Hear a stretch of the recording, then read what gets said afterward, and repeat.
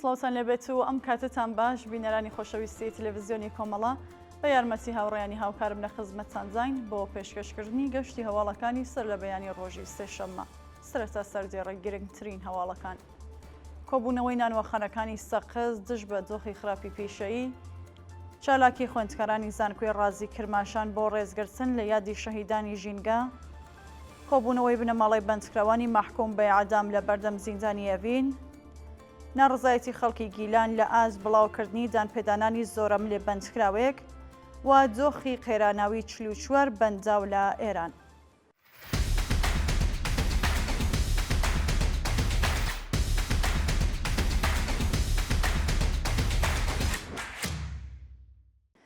کۆبوونەوەی نانوەخانەکانی سەقز دژ بە دۆخی خراپی پیشەیی. ڕۆژی سێشەممە 16 گوڵان خاوەن نانوەخانەکانی شاری سەقز لە ئازدۆخی خراپی پیشەوی و معیشەتی ناڕزایەتیان دەربڕی. بە وتەی ناڕازیان نرخی ئارد، خەمیرمایە، ئاو، بەرق و گاز بە ڕێژێکی بەرچاو زیادی کردووە و دەوڵەت هێشتا یارانەی مانگەکانی پێشووی پەرداغ نەکردووە. لە لایەکی دیکەوە خەڵک توانایی کڕینی نان بە نرخی گرانیان نییە و ناتوانن داوای زیادکردنی نرخەکان بکەن. لە بەرامبەردا تێچوو جەهاتی نانوەخانەکان یەک ناگرێتەوە و زۆربەی کاسبکاران لە مایە پوچ بوون نزیک بوونەتەوە. چالاکی خوێندکارانی زانکۆی ڕازی کرماشان بۆ ڕێزگرتن لە یادی شەهیدانی ژینگە. کۆمەڵێک لە خوێندکارانی زانکۆی ڕازی کرماشان ڕۆژی سێشەممە 16 گوڵان بۆ ڕێزگرتن لە یادی شەهیدانی ژینگە نەمامیان لە دۆروبەری ئەو شارەدا چاند. بەشداربووانی ئەو چالاکیە ڕایان گەیاند گۆڕانکاریەکانی کەشوهەوا مەترسیکی گەورەی لەسەر ژیان و معیشەتی ملیۆنان کەس ساز کردووە. ئەگەر بایەخ بە ژینگە نەدرێت و هاونیشتیمانیان دارستان و لەوەڕگەکان نەپارێزن، بوونەوەرەکان لەناو دەچن و دوجار قێرانی مرۆیی ڕووەدات. خوێندکارانی زانکۆی کرماشان لە کۆتاییدا داوایان لە خەڵکی کوردستان کرد بە شداری هەڵمەتەکانی ژینگە پارێزی لەلایەن ڕێکخراوە ژینگەیەکانەوە بن و ئەرکی خۆیان بۆ پاراستنی سروشت بەجێبێنن. بێسەر و شوێنکرانی زۆرەملێ تەرمی حەمید حسەین نژاد حەیدەرانلوو. سەرەڕای تێپەڕبوونی 17 ڕۆژ بەسەر کاتی لە سێدارەدانی حەمید حسەین نژاد حەیدەرانلوو، تەرمی ئەو بەندکراوە سیاسیە هێشتا ڕادەستی بنەماڵەکەی نەکراوە. ڕۆژی شەماسی خاکەلەوێ 1404 حەمید حسەین نژاد حەیدەرانلوو بە کۆمەڵێک تۆمەتی بێبنەما و بەنهێنی لە سێدارە درا. ئیعدامکردنی حەمید کارزانەوەی کۆمەڵگا و ڕێکخراوە نێودەوڵەتیەکانی بەدوای خۆی داهێنا، بەڵام دەستگای قەزای ڕژیم لە جیاتی ڕادەستکردنی تەرمی ناوبراو بە بنەماڵەکەی گوشاری بۆ کەسوکاری هاوردووە و بەردەوام ئەشکەنجەی دەرونیان نەدات. کۆبوونەوەی بنەماڵەی بەندکراوانی مەحکوم بە ئیعدام لە بەردەم زیندانی ئێڤین. ڕۆژی سێشەممە 16 گوڵان بنەماڵەی کۆمەڵێک لە بەندکراوانی مەحکوم بە ئیعدام لە بەردەم زیندانی ئێڤیندا کۆبوونەوە و خوازیاری هەڵوەشانەوەی سزای سێزارە بوون. بنەماڵەی بەندکراوانی مەحکوم بە ئیعدام هاوکار لەگەڵ کارزاری سێشەممانەی نابۆ سێدارە بەوە دەستەوە گرتنی وێنەی ئازیزانیان لە بەردەم زیندانی ئێڤیندا کۆبوونەوە و بە وتنەوەی دروشم خوازیاری ڕاگررتنی سزای سێزارە و ئازادی هەموو بەندکراوانی سیاسی بوون. ناڕزایەتی کرێکارانی شاغەڵ لە ڕێستورانەکانی شرکەتی نەوتی گەچساران. ڕۆژی سێشەممە 16 گوڵان کرێکارانی شاغەڵ لە ڕێستورانەکانی شرکەتی نەوتی گەچساران لە ئازدۆخی خراپی معیشەتی ناڕزایەتیان دەربڕی. بە پێی زانیاریەکان کرێکارانی شاغەڵ لە ڕێستورانەکانی شرکەتی نەوتی گەچساران ماوەی 10 بۆ 18 ساڵ پێشینەی کاریان هەیە، بەڵام هێشتا گەڵاڵەی هاوسانسازی حەقدەست و ڕیزبەندی پیشەکانیان بۆ جێبەجێ نەکراوە. ناڕازیان بە وتنەوەی دروشم خوازیاری زیادکردنی حەقدەست بە پێی ڕێژێ هەڵاوسان، دابینکردنی بیمەی دەرمانی کارامە و گۆڕانی دۆخی پیشەی بوون. خۆپێشاندانی خەڵکی ئەرزەکانی یەزد لە بەردەم ئێجارەی بەرق. کۆمەڵێک لە دانیشتوانی شارستانی ئەرزەکان لە ئۆستانی یەزد ڕۆژی سێشەممە 16 گوڵان لە بەردەم ئێجارەی بەرقدا کۆبوونەوە و ناڕزایەتی خۆیان لە ئازبڕینی بەردەوامی بەرق نیشاندا. خۆپێشاندەرانی ئەرزەکانی ڕایان گەیاند چیتر لێبوردنی بەرپرسانی حکوومەت و پێدانی وادەی چاکسازی کاریگەر نییە و کارەبای 24 کاتژمێریان دەوێت. ناڕازیان بە داخستنی شەقامی سەرەکیە و شارە خوازیاری سەرمایە گوزاری لە بەشی وزە و قەرەبووکردنەوەی زیانەکانیان بوون.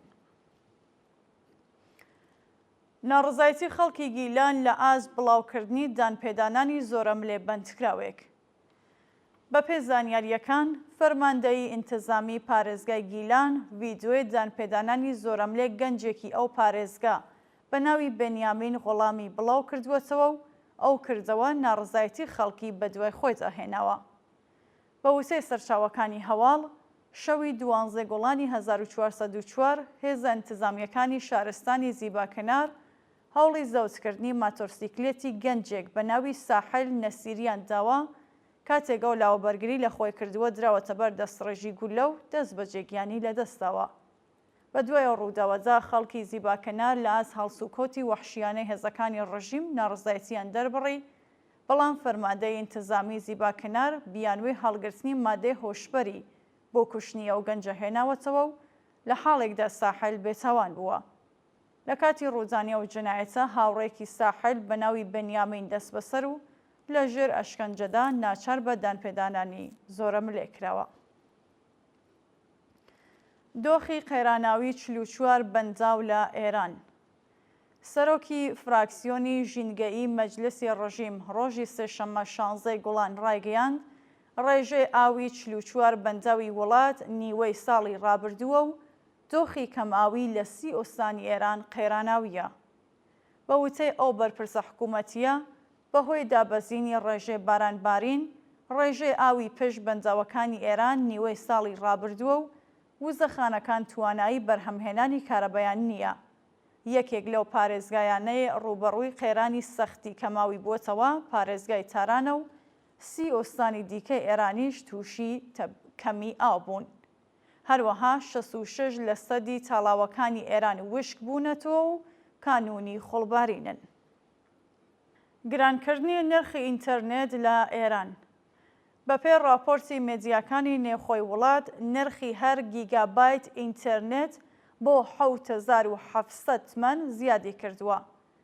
گرانکردنی نرخی ئینتەرنێت لە حاڵێکدایەکە نرخی هەر گیگابایت لە مانگی بەفرەمباری ساڵی 1402 تەنیا 2000 تمەن بووە. هاوکات لەگەڵ گرانکردنی نرخی ئینتەرنێت، نرخی ئاو و کارەباش چەند هێندە زیادی کردووە و کارگە سەنعەتیەکان ڕوبەڕووی کێشە بوونەتەوە.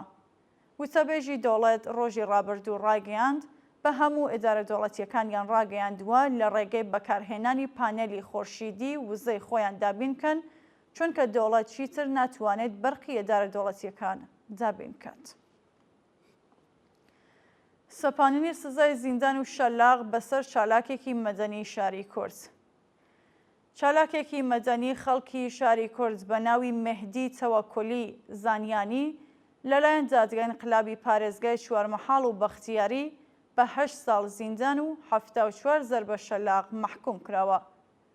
ڕۆژی 29 سەرماوەزی 1402 مەهدی تەوەکولی زانیانی لەلایەن ئیسلاحاتی سوپای پاسدارانەوە دەست بەسەر و دواتر لەلایەن دادگای انقلابی شاری کورد بە تۆمەتەکانی بێڕێزی بە پێرۆزیەکانی ئیسلام، بێڕێزی بە ڕێبەری، بێڕێزی بە پێغەمبەری ئیسلام و تەبلیغ دژی نیزام سەرجەم بە 8 ساڵ زیندان و 74 زەربە شەلاق مەحکوم کرا.